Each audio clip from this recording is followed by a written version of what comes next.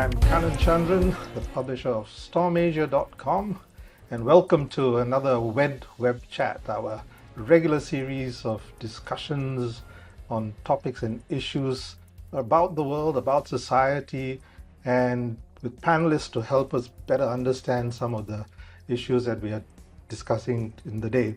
I've got a story to tell, but then we all have stories to tell. Every day we are telling stories and selling stories. It's probably the oldest vocation in the world. It's something we all have to do in order to get a job done, to communicate an intent, to instruct, to console, and to entertain even, right? So there are many things going on. Stories are being told all the time. Now, how you tell that story has changed. I mean, you can tell it in so many ways. I mean, it used to be oral, then it was written, now it's digital, right? So many new things are coming on, which is changing how you can get the story across. It's also making it very easy for people to get a story across. Digitally, you can just put up a little video, you can just write something, and it's there. It's there for people to read if they feel like it. The panelists we have today are very well versed in telling stories. Now, beyond the process of telling that story, we also want to know how you sell that story, because it's something else when you're doing it just for fun, and quite another thing altogether when you're trying to make a living of it or trying to make it reach a certain audience with purpose. So I am pleased to have on today's panel Daniel Yun, a veteran film producer and filmmaker. He has a wealth of corporate experience in advertising and marketing and media. He was the head of radio programming at the Singapore Broadcasting Corporation, and he's got over 30 years of filmmaking experience. Daniel pioneered many collaborations between Singaporean and overseas directors. Now, some of his milestone masterpieces include I Not Stupid, the first Singapore film that featured internationally. His films also cover social issues such as saving street dogs, dementia, the marginalized, and the struggles of daily life. He recently worked on a series of 5 short films for Dementia Singapore, which will be on YouTube soon. They are really very well made and thought-provoking. We've got Fuzzie Siraman. That's a moniker crafted by 2 friends, educationists as well, Sunita Venkataraman and Faeza Sirajudin, who goes by the name Fuzzie. Together, they have written a science fiction novel for young adults. Red in July was released in November last year and is the first book in an expected 6-part Rainbow Realms series. Now, Sunita is a corporate leader who has lived in 12 cities worldwide. She's trained as a classical singer, and she thinks in rhythms and scales. And what happens when structures begin to wobble? There's a lot of that wobbling going on in the world today. And we have Fuzzie. She has taught multinational teens for 30 years, and she has an obsession with patterns, colors, and the subtle gradations that make individuals unique. So, what got you into storytelling? When I started in advertising, I realized that it is about telling stories, even though before I joined, when I was in school, I kind of know, but it takes on a very professional dimension when I have to sell it. And I learned a very profound lesson when I was told by my art director that in the past, you tell a story to one person, but if you are telling story to a few, then you have to find a common denominator, not the lowest common denominator, so that you can know how to pitch the story, and so that there is some kind of a connection. So I find the whole process very intriguing, and I've been at it ever since, and it takes me from radio, TV, print into the big screen, and now in online. It's a cliche to say you learn every day, but you really do. Yeah. So you've covered the all the platforms. So does any one of them sort of you feel more comfortable with than the others? Well, I always say that radio is home because I started with radio, and I had a very successful media presentation called Rediscover the Magic of Radio. And what I knew then and what I tried to really market is the fact that when you tell a story and there are no visuals, uh, you sort of create a situation where your audience visualize their own story. And it drives home the one very important thing that I always remind myself. If I tell a story to four people, after when they walk away, they each walk away with a different story because it's really interpretation. It's really our own values and our own ideas, as well as our own prejudices. Hmm. Yes, it's not force feeding in your thoughts and your interpretation of things Not that you onto the can force viewer, right? feed anyway. Yeah. Yeah. Okay. And how about Sunita and Fuzzie? Sunita, what got you into storytelling? Ah, That's similar to Daniel with my background in also in advertising and marketing. I realized fairly early on that everything is about storytelling. When you create a marketing pitch or you have to sell a product, it is all about a story, a credible story that makes sense to your audience. And I think Daniel mentioned it as well.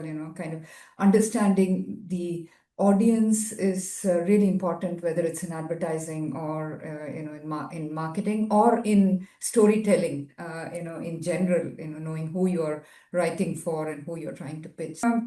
Also very inspired by Yuval Harari, who really talked about really explored the idea that Homo sapiens as a species, we are where we are because of storytelling. Our ability to, whether it's a religion or whether it's money or institutions or whatever, countries, they're all basically stories, is what he has explored. I come from quite a different background from Sunita and Daniel. I'm an educator. I've been a teacher my whole life, and my audience has always been young people. When Sunita and me first started working together, which was a different story entirely, um, that was who our audience was. It was young people, and we really wanted to give them exposure to the world that they were living in. We didn't want them to be passive recipients, and we wanted to do it through a whole bunch of experiences. But that is a story we couldn't sell. We couldn't sell it to the kids, we couldn't sell it to the parents. They didn't see the urgency, they didn't see the importance. So we pivoted, and the story that we came up with for our audience, we decided was a book. If we couldn't bring them to us, then maybe we could bring ourselves to them. And that kind of, began the process of taking storytelling from a much more abstract place, from a place in which, just engaging with people, to doing something that is concrete, right? Putting it down, writing a book, writing a story. That's how Read in July or that's how it was birthed, pretty much, right?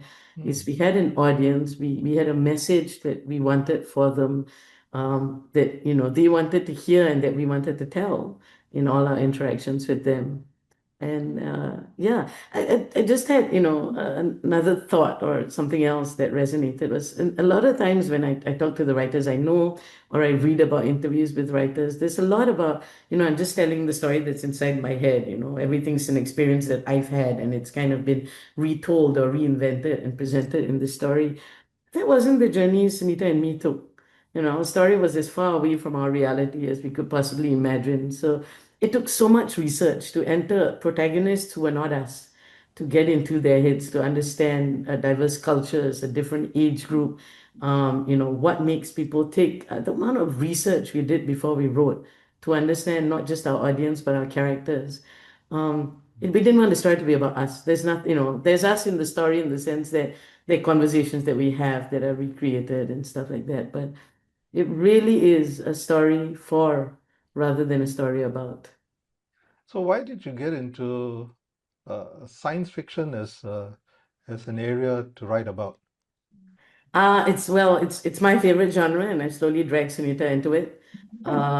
Also, I think it allows that freedom, right? I think people are naturally defensive, as am I, as is everybody we know. And if we make the world too real and we expose, behaviors that people might not necessarily feel comfortable with, then the instinct is to defend and say, well, no, I do this for this reason, and this writer doesn't recognize me, or but when you create science fiction, or in our case, it's very much more dystopian science fiction, is you have that freedom of letting everybody, not just ourselves, but even the readers, step back. So hey, I'm not defending myself, but I am just seeing parallels in what could be. Yeah. And was it always a six-parter? That seems quite ambitious. Always. We'll tell Oh, you the story of how it became a six-parter. yeah, it was Okay. on a very long bus journey, and we just started talking about how do we get young people reading? We were just discussing hypotheticals. There were all sorts of hypotheticals. If with this, if with that, if with this. And then one of the hypotheticals was, if we wrote a book, what would it be Yeah, what about? would It it be? wasn't so, it was just a fun thought experiment. And then, well, okay, this is what the book would be about. And then it developed and developed and developed in that 2 hour journey to a point Okay. where we loved the story we created, and we're like, well, we should write it now. We were going actually to visit my sister, who has at that time had a 14-year-old son. He's now 16. When we got there, I sat him down and I said, what do you think? And he was like, oh my God, I'll read it. You have to write this. And Okay. then, yeah, thus began the journey. Good to have validation so early in the journey. Yes. Yeah. Um, for you, Daniel, how does the ideas for movies or documentaries, how do they come to be in your head? Actually, unlike writing a book or an artist painting, like an artist painting can be just one person. Writing a book can be two or three involved, But I always remind my friends and myself that filmmaking is really not just one person. You have the producer, you have the cast. Sometimes it can be of 30 people. You have the crew, you have the writer, then you have the stakeholders, the investors. So I came from the world of advertising when I had to deal with the creative people. I have to deal with the clients. I have to deal with the traffic. I remember there was once when an art director threw an artwork at me because I couldn't sell it. It's complex, and movies are a lot more complex because it's very cruel. I remember Jack and I, and Jack is a Singapore #1 film director. Jack and I, we had our first comedy, and we cut a trailer. And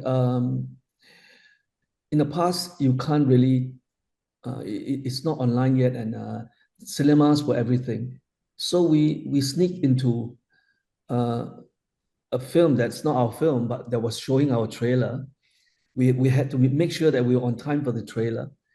Why were we there is to see whether there were laughter. And if there was no laughter, we had to go back and recut the trailer. And because it's a comedy, and I have said this before, comedy is the most difficult. Drama is, it's easy, it's more straightforward, it's not easy, but comedy is really, really difficult because what makes one laugh may not be funny to another person. And the whole idea of having an idea, writing it out into a story, and having it take off to more audiences, it's what I live for. It's what makes me thick. Yeah, the movie platform is probably the most difficult. Of course, it's debatable. In a film festival, you meet people, and we are all the same. We deal with all kinds of problems. We deal with the creative types, the difficult ones. Then we are considered difficult by some other people. uh,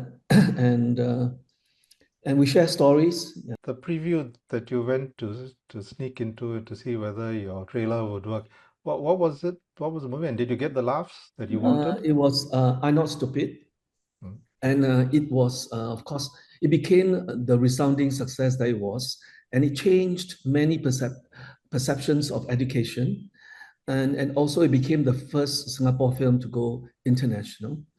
And it's the most difficult because it's about children and it's about adults.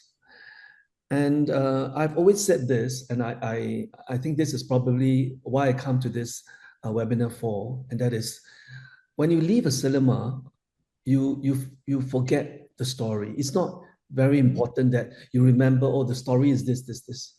What you walk away with are moments in a film, moments that connect you emotionally. There's a connection, you know. And if in a film there's one connection, if there's a moment you feel, oh, I get it, you know. It's so real for me. I can see myself in the character. It's so relatable. I get it. If you have one moment, it's the whole film is good enough. If you have two moments, it's like, wow, you know. But if you have more than like 3 or 4 moments, it is a religious experience. You go out and tell your parents, you go out and tell your friends, you must watch this because it's so good. You know, it changed your life, you know, something like that. So it's really the moments, you know, and for young people, when they are so focused on telling the story, with forgetting about creating emotional connections, then you lose the plot, you know. So it's very important when you write a story to focus on the characters and to create situations for the characters to be who they are in the most real and individual way. Hmm. Sunita and Fuzzie, did you have that thinking in mind when you were creating your book? Very, very much. I think knowing your audience is absolutely critical, and we write for young people as well, so teenagers. So really understanding what they want, what they need, which is from our perspective, things like understanding resilience, and so it's all within the narrative. So we're not teaching them explicitly teaching them anything, but we're creating role models for them that exhibit these traits of problem solving, and which are all traits that are really, really required in coming years or even today, and potentially, arguably, and debatably even more than what conventional education is teaching them.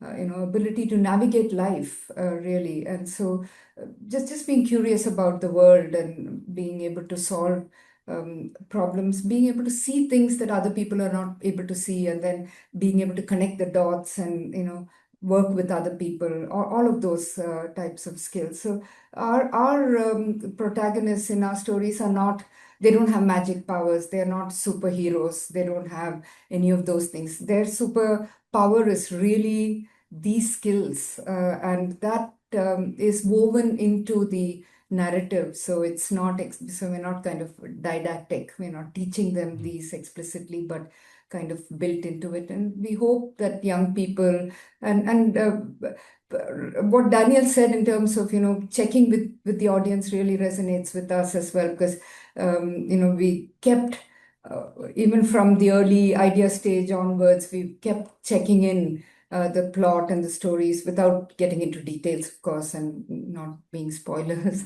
So is it a different writing or speaking to children and writing for adults? Is there a major difference? I think so. I think when we become adults, we forget what we were like when we were kids. And maybe it's a little bit different for me for two reasons. Number one is I work with young people my whole life. I've been a teacher of teens my whole life. And even as a teacher, my kids would always tell me, Fuzzie, you're not an adult, you're just a grown-up kid. So there's a part of me that never left the or never disconnected from the teenage mindset. But it's very easy for the adults in the world to forget the anxieties, the struggles, the insecurities of being a young person. Um, so they are very, especially teenagers. I mean, younger kids are easy, they're wowed by anything. A 7-year-old is wowed by anything, but a teenager is very cynical and very skeptical, feels very alienated, feels very disconnected, not only from their peers, but definitely from adults. They feel, and especially in today's world, no adult understands me. So to write for a young person is difficult because you have to be able to understand what it is that makes them tick. And the other thing I think that Sunita and me have noticed is the world, everybody just condescends to them, it's like, oh, let me simplify it for you. But they're dealing with so much complexity. And every time we simplify, every time we attempt to solve a problem for them, I'll speak to your teacher on your behalf, or let me just do this for you. We're taking away so much of their personal agenda. They can deal with complexity. Daniel, I want to respond to something you said, which I was a lit student, which I learned, Sunita and we were just talking about it. Um, my thesis paper was very much on this. A lot of people say that Shakespeare's work has resonated throughout time because his values are universal. My entire master's thesis was the opposite is true. Nothing that Shakespeare wrote has universal values. Shakespeare wrote with so much vagueness and ambiguity that you can insert absolutely any value you want into it. So everybody is going to insert, as you say, their own belief systems, ideologies, personal biases, and prejudice into what they read in Shakespeare. That's what we wanted our book to be. We wanted each child to find, each reader actually, because surprisingly, we've had a bunch of adult readers who've come to us and say, hey, I haven't I haven't read a book in 20, 30, 40 years, and yours is the first book I've managed to read from cover to cover. Because there's so much space to find yourself in there. Our protagonists are so varied, not only in culture and ethnicity, but also in terms of how they deal with things. We've got someone who loves AI and someone who hates it within this small, little entourage of five and all sorts of other things, right? There's so much moral ambiguity, so much grayness, right? Nobody, you have a place to find yourself in any one of them. And How that, do you? I think you have hit, sorry. Yeah, I Go think ahead. you carry on, hit the Daniel. nail on the head as far as reaching out to younger audiences. Like the most successful film that we were talking about just now, I'm Not Stupid. The title is deliberately not grammatical, and it has become something that Singaporeans use as a retort or a comeback.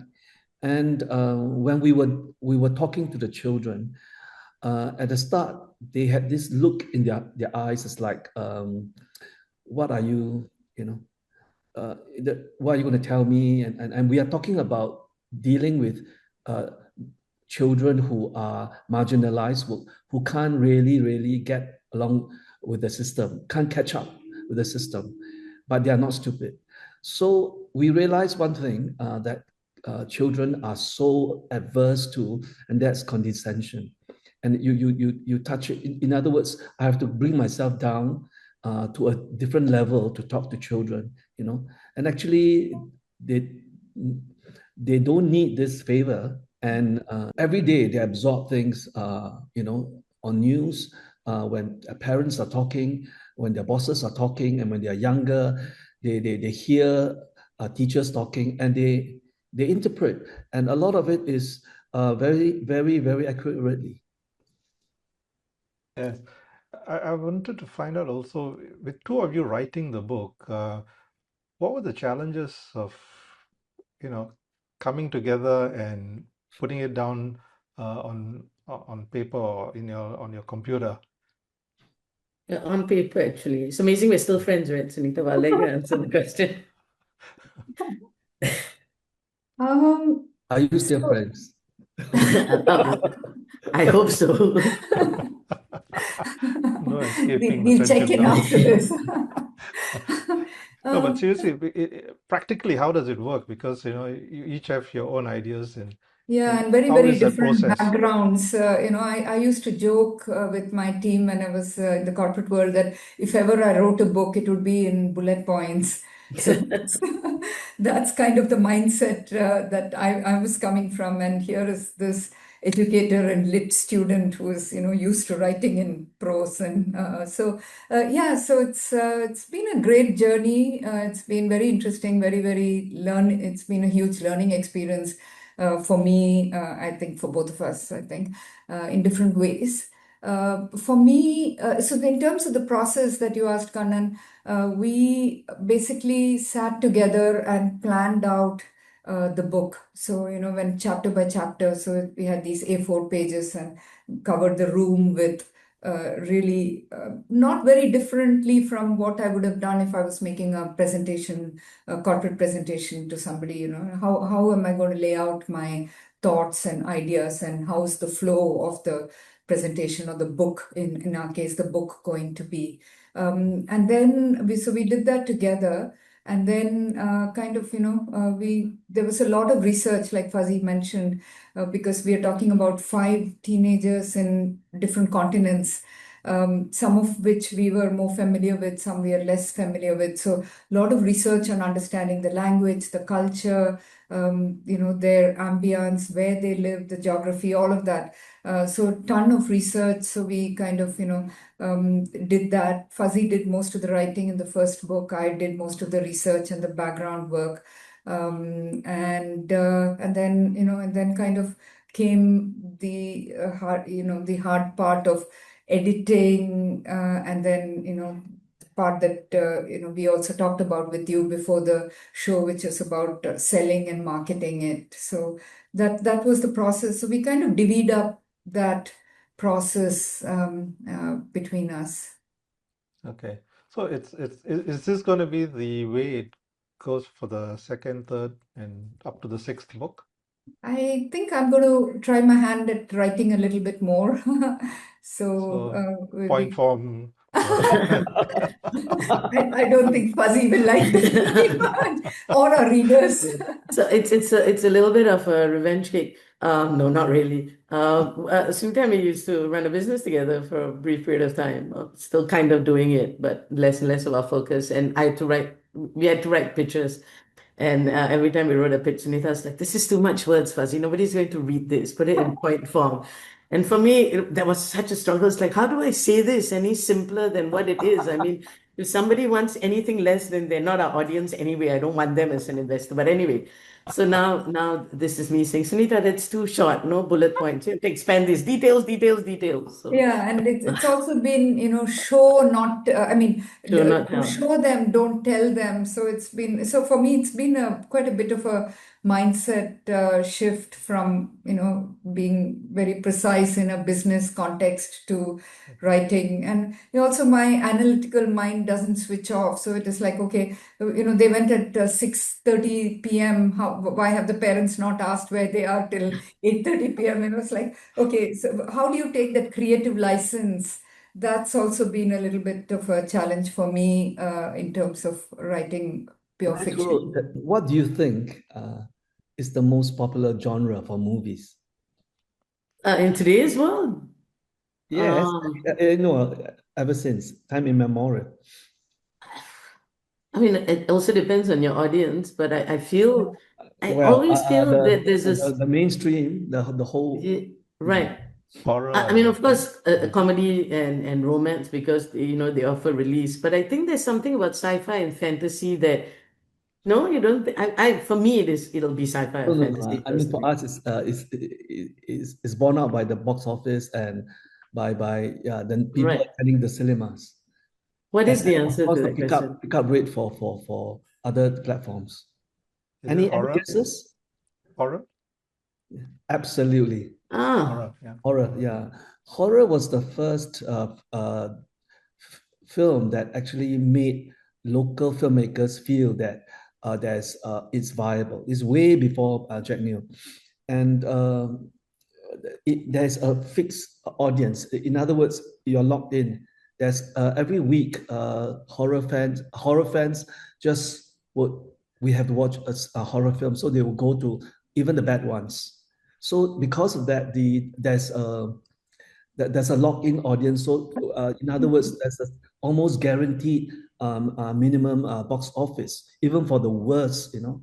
And then of course you have the wonderful, the fantastic horror film like Sixth Sense, like you know, that The Exorcist, that and some other Chinese films that actually, if you watched The Sixth Sense, you realize that it's not just a horror film, and it's very good to have the horror platform, and then you bring in all the other elements of the human existence and all that. And to me, Sixth Sense has been my kind of all-time favorite for a long while.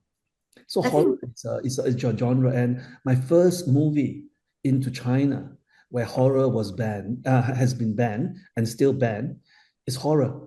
But I challenge myself to sell it as a fantasy. But it's basically a horror film, and it's called Painted Skin. It's actually an update of a 1950s horror in China. And we got a lot of big names, including Donnie Yen, who was then not so popular yet. horror offers the appeal of catharsis, which is, something our ancient Greek playwrights taught us about, right? The idea of releasing all that inner tension and everything. So it's same. The horror is equivalent to a roller coaster ride almost, right? It's that release. Yeah, so I can see why it would be the most popular genre. And the combination of horror and comedy is the most difficult. And in Asia, the combination of horror and comedy have the good ones have become the most successful at the box office, but it's the most difficult.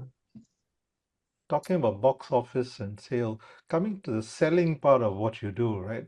Um, how do you go about that process? I mean, how difficult was it for you to make that initial foray into the selling of what you've got in mind? I remember there was an occasion in advertising. I was I was I was an intern, and I brought an artwork to a client, and then he made me wait. And then after that, I opened up the artwork. I said, um, I we were discussing, and I said, I think it should be. And then he stopped me and he said, I don't care what you think. What does your company think? So it he's not a bad client. He's just worried that this young boy doesn't know enough. Yeah. So it's really honing your skills to sell. And I know some creative types think that the salesmen are the worst. But actually, sales, because I headed sales departments, to me, is the most difficult and is the most important. And without which, there's no money to do more things. So for me, um, I feel that I put the viability, the commercial thing up front. And the creative part to me is a given, that we will have to be that creative. We have to be good.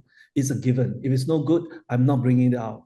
But that is a given, and the creative people will be at it. But the marketing, the sales is subject to the market forces, is subject to, so it is, I would spend, say, about 60-70% of my effort, because it is the flip side of the production and the creation, but it's the most difficult. So I give it a lot of time and a lot of effort. Okay. And for Sunita and Fuzzie, how Yeah. did you land the publisher for your book? What was that journey? So we sent out our proposal to a number of publishers.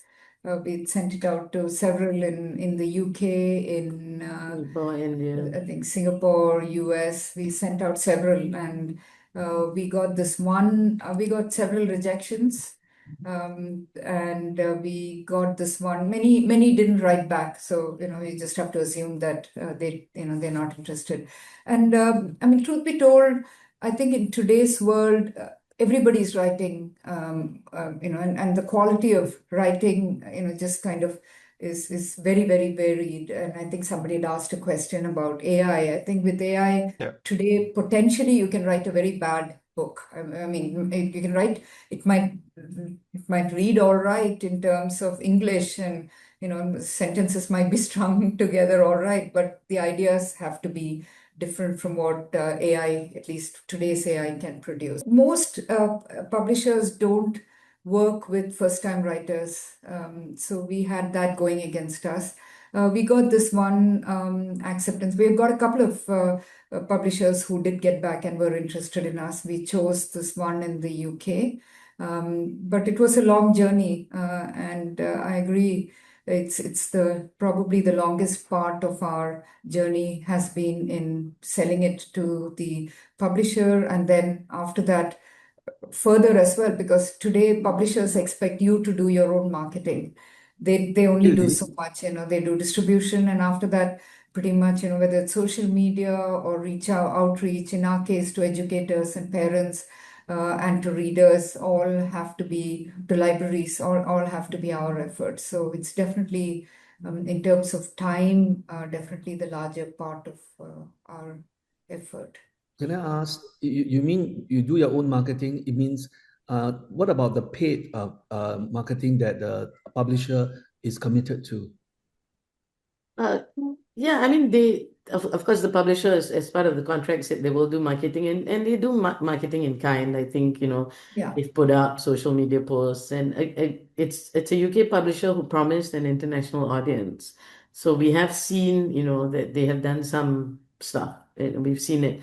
But it's still up to, I think, for them, it's perfunctory, it's functional, right? It's one of the many books that they have. I don't know if they feel any sense of personal ownership to the book. So that kind of fell on us, the idea of, hey, this is, yeah, it's a book, and there are many books out there, right? And this is the reason why you should read this one. Very much became our mission. A lot of our family and friends are like in awe that we wrote a book, and people are congratulating us. And I'm going to say, I thought the writing was the easiest part.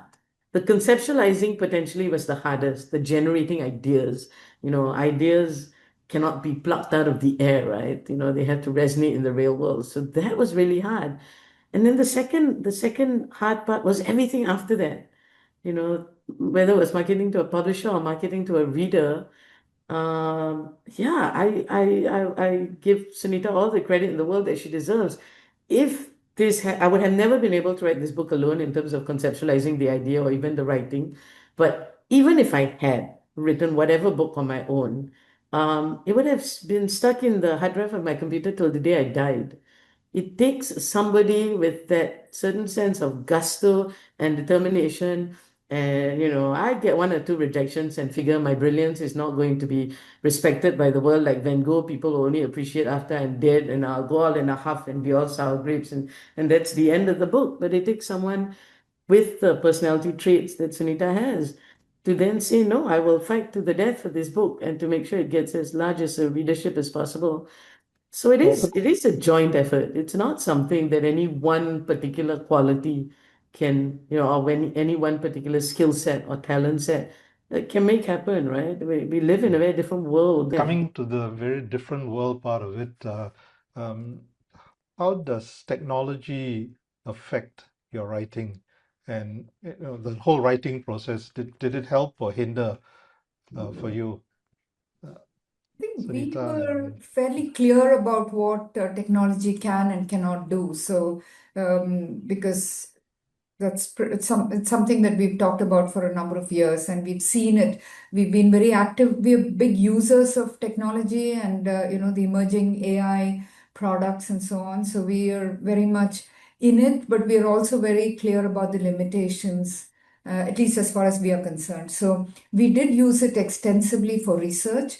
We also created a trailer for our book when we launched it, which was all created through AI. But in terms of the actual writing, we didn't make AI write it or generate ideas or conceptualize the ideas for us. So I think we had clear demarcation on where we thought AI could help and where we should not rely on AI. We've gone through all the different versions of ChatGPT and DeepSeek and all the other various different tools. It really can't.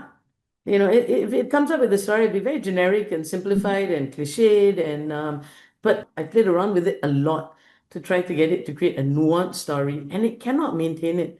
Maybe in the next 5, 10, 15, God knows how many years, maybe it will. But the truth is, at least in how we experimented, it was not possible to come up with a nuanced story in which a character felt real or a character was gritty and complex. They were stereotypes and full of cliches and tropes rather than any form of depth. Contradicts itself with the research as well, right? Even the research with two different prompts would get contradictory. That's true. That's true. Daniel, could you inject your experience with technology, because you've played in a lot of these platforms? For content, right? I mean, we say we create content and we are content creators. I dealt with influencers, and before they were known as YouTubers, and now they're called influencers. And I deal with now, and then after that, they call themselves content creators. I think at the end of the day, when we are conceptualizing a story or an idea, I think the medium of communication is important, but it's some people tend to sort of like, oh, if I am writing for TV, if I'm writing for radio, if I'm writing for the big screen, or if I'm writing for online media, it has to be very, very different. I think there are distinctions, but I think the essence of storytelling needs to be the same. It needs to be the staples, the what is good storytelling. It's still the same. That's how I feel. Could we just, as a parting sort of contribution to the discussion, one tip that you might give to whoever's watching this to help them in their journey of telling a story? Sunita?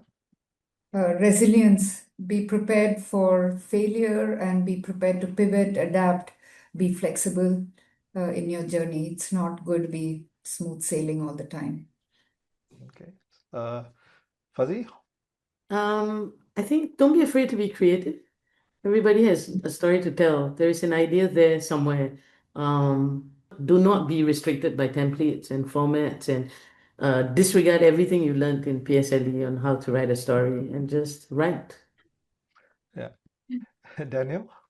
Okay, if you want to be a filmmaker, please bear in mind that if people tell you after making a film, let someone else market it, no, you have to be involved in the marketing. No one knows how to market it more than you do. No one, the best marketeer will not know the essence of what you have created, of what you're saying. So make sure that you are involved, if not, lead the marketing. Okay, very good advice from all of you. I think telling the stories is something we all do all the time, and we will have to do it in different ways, perhaps as we journey through all the changes that are taking place around us. They will continue to shape our lives and shape the world to some extent. Now, whether it's for yourself or for an audience, it helps to create a body of work as well that others can tap into. So I think it's important to keep thinking about the stories, and if there is an avenue for you to present your story, fantastic. Take full advantage of that. As for Sunita and Fuzzie, congratulations on getting your first book out, and they read in July. Continue to march on and make waves and eventually become other things like TV series or a movie or something, right? So I wish you all the best. Thank you. On that. And Daniel, please continue with the fantastic work that you've been doing, and do tell us, how do we get to watch the dementia 5 short films that you've done on It dementia? will Very be- important in the aging society. It'll be on YouTube the end of this month. We'll announce it exactly when, but it's the last week of February. A Singapore Dementia Story. Go out there, get those stories out, Thank everybody. you. Yeah, fantastic.